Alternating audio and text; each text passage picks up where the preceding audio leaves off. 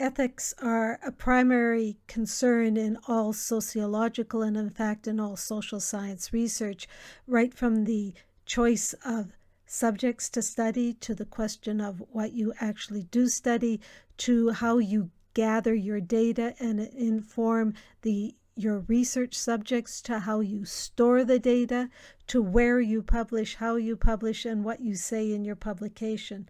I can't emphasize enough how significant research ethics is to researchers at Canadian universities. In Canada, there are 3 major governmental bodies that fund research and whose interests and general approach to ethical principles really strongly influence how research is undertaken in Canadian universities. The Canadian Institutes of Health Research, the Natural Science and Engineering Council of Canada, and the Social Science and Humanities Research Council. Together, they are called the Tri-Council, and it's their policy statement, Ethical Conduct for Research Involving Humans, that governs most of the research that goes on in Canadian universities. The Tri-Council has stipulated that there are 3 core principles that all Canadian researchers should follow, whether they're in the health sciences, the natural sciences, or the social sciences. That is respect for persons, autonomy, and their freedom to choose what is going to happen with the research and whether or not they actually want to participate. They have to be made aware of every aspect of the study, and consent has to be ongoing. It can be withdrawn at any point. The second principle is the concern for welfare. You have to be concerned with all aspects of a person's life, as well as for the welfare of the group and the community. And you are enjoined to protect not only the welfare of individuals and groups, and to keep a favorable balance between the risks and benefits to individuals and to groups of the research that you're going to do.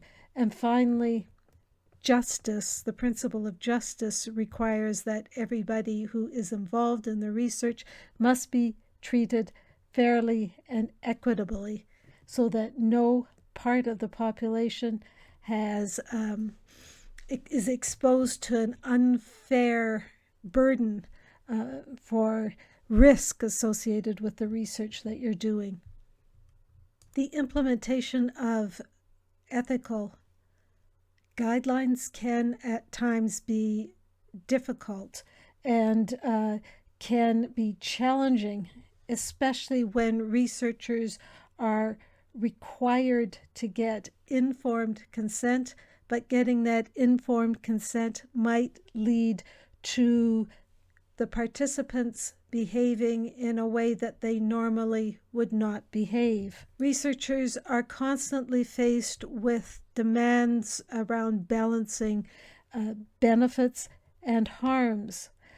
But the principles that have been laid out by the Tri-Council are ones that are non-negotiable in terms of research being done in Canadian university. Researchers' primary responsibility is to be absolutely vigilant to protect the rights and the well-being, the welfare of research participants.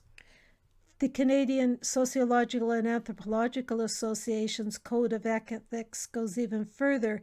It maintains that all researchers have to guard against the uncritical promotion of research which furthers the power of states, corporations, churches, or other institutions over the lives and cultures of research subjects.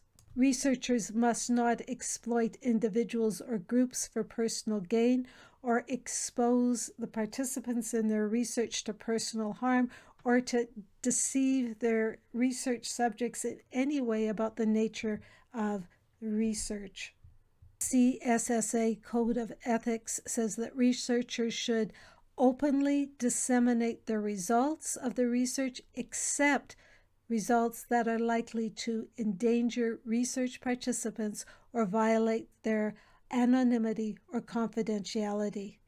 And the research participants have the right to feedback on the results of the research and to be consulted whenever possible over content of publications. The CSAA's Code of Ethics specify that sociologists and anthropologists in Canada have a responsibility to speak out publicly on issues about which they possess professional expertise and to contribute to the formation of informational ground upon which public policy may be founded. They also have to have a regard for the reputation of the discipline and refrain from offering expert commentary on materials which, as researchers, they would regard as comprising inadequate or tendentious evidence.